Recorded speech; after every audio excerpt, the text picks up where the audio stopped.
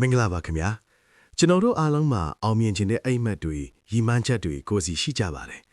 ဒါပေမဲ့လက်တွေ့လုပ်တဲ့အခါမှာတော့ပြင်းတာမျိုးတို့အချိန်ဆွဲတာမျိုးတွေဖြစ်တတ်ကြတာမဟုတ်လားဒီပြဿနာကိုဖြေရှင်းပေးနိုင်တဲ့တစ်ခုတည်းသောတော့ချက်ကတော့ self discipline ပဲဖြစ်ပါတယ်ဒီနေ့ဗီဒီယိုမှာတော့ self discipline ဆိုတာဘာလဲဘာကြောင့်အရေးကြီးတာလဲဆိုတာကိုတေချာလေးရှင်းပြပေးတော့မှာပါ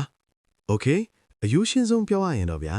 self discipline ဆိုတာကိုယ်စိတ်ကိုပြန်အုပ်ချုပ်နိုင်တာကိုဆိုလိုတာပါဥပမာပေးရရင်ဖုန်းကြည့်ခြင်းတဲ့စိတ်ထက်စာဖတ်ရမယ်တာဝန်ကိုဦးစားပေးနိုင်တာမျိုး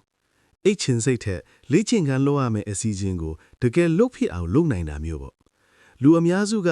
motivation လို့ခေါ်တဲ့တက်ကြွမှုရှိမှအလုပ်လုပ်ချင်ကြပါတယ်ဒါပေမဲ့သတိထားရမှာက motivation ကခဏပဲခံတာပါ self discipline ကတော့သင်လှုပ်ချင်စိတ်ရှိမရှိလှုပ်တဲ့အလုပ်ကိုပြီးအောင်လုပ်ပြီးမယ်စွမ်းအားဖြစ်ပါတယ်ကျွန်တော်တို့ဘဝမှာ self discipline ရှိခြင်းအပြင်ဒီလိုအကျိုးကျေးဇူးတွေရနိုင်ပါတယ်ပထမဆုံးကတော့ရည်မှန်းချက်တွေမြန်ပေါက်မြောက်တာပါစနစ်တကျနဲ့နေတိုင်းလှုပ်ဆောင်တဲ့အတွက်အလုပ်တွေကပိုပြီးခရီးရောက်ပါတယ်ဒုတိယကတော့ကိုယုံကြည်မှု self confidence တိုးလာတာပါကိုပြောတဲ့အတိုင်းကိုလုံနိုင်တယ်ဆိုတဲ့အတိကတင့်ကိုပိုပြီးစိတ်သက်ခိုင်မာစေပါတယ်တတိယကတော့စိတ်ဖိစီးမှုလော့ကျတာပါ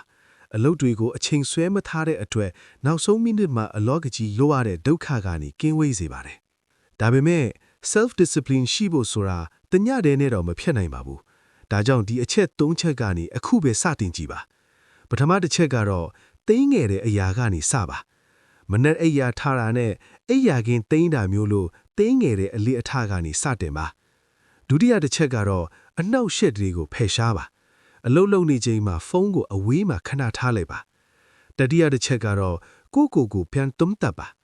တရက်လောက်ပြက်ကွက်သွားယုံနဲ့အားမလျော့ပါနဲ့နောက်ရက်မှာပြန်ကြိုးစားဖို့ပဲလိုပါနဲ့အချုပ်ပြောရရင်တော့ဗျာ self discipline ဆိုတာကိုချုပ်တိုင်တာမဟုတ်ပဲကိုလွတ်လပ်ခွင့်ပေးတာပါဘာလို့လဲဆိုတော့ကိုယ်စိတ်ကိုထိန်းချုပ်နိုင်မှသာကိုဖြစ်ချင်တဲ့ဘဝကိုပိုင်ဆိုင်နိုင်မှာဖြစ်လို့ပါဗီဒီယိုလေးကိုအဆုံးထိကြည့်ပေးလို့ကျေးဇူးတင်ပါတယ်အားလုံးပဲစီကန်းရှိပြီးအောင်မြင်တဲ့ဘဝကိုတည်ဆောက်နိုင်ကြပါစေခင်ဗျာ